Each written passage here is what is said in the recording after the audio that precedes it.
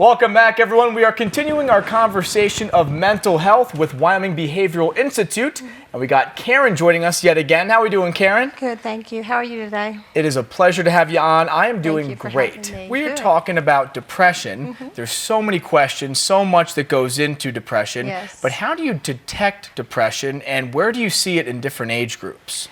So in psychiatry, when we talk about depression, we talk about major depressive episodes, and they really occur in any age group. Two of the defining characteristics is, of course, a sad mood, and the other one is loss of interest. Right. So you might notice people quit taking care of things like they used to, they quit going out, they don't really have interest in their friends. The other symptoms may include fatigue, weight loss, gaining weight, inability to sleep.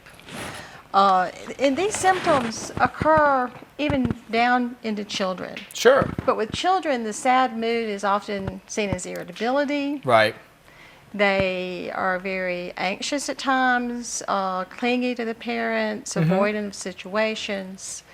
As kids get older, they tend to get into more of the self-harm behaviors, cutting, use of drugs, suicidal thoughts.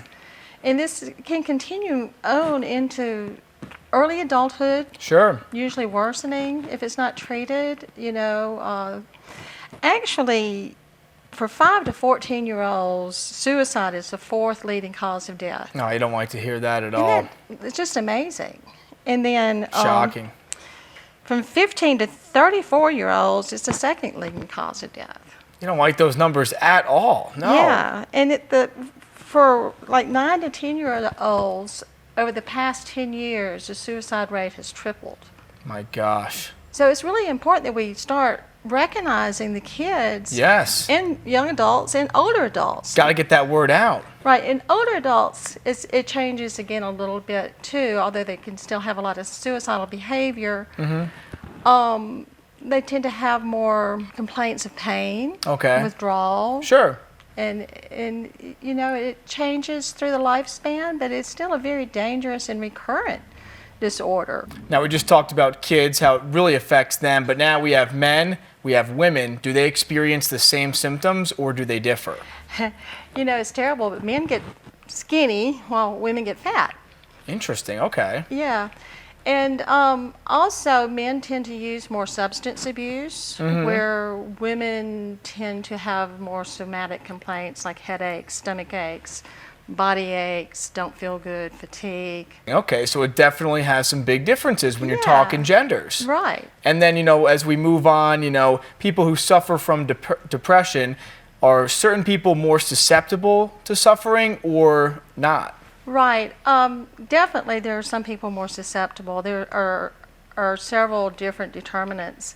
You're talking about women actually being a woman and having 2 X chromosomes, they think is affecting your serotonin level and making you much more likely to become depressed. Stress, which who's not under stress right now, right?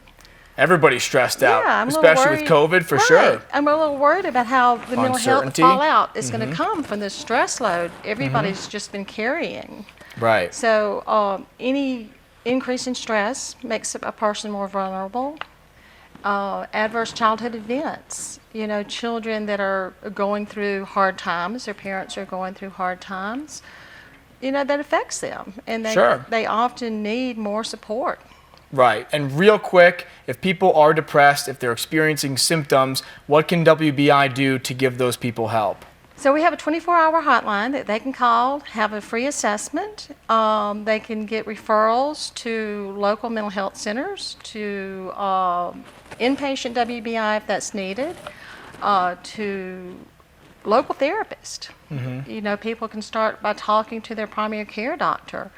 But anytime they can reach out to WBI and get a full assessment to see which level of care is needed.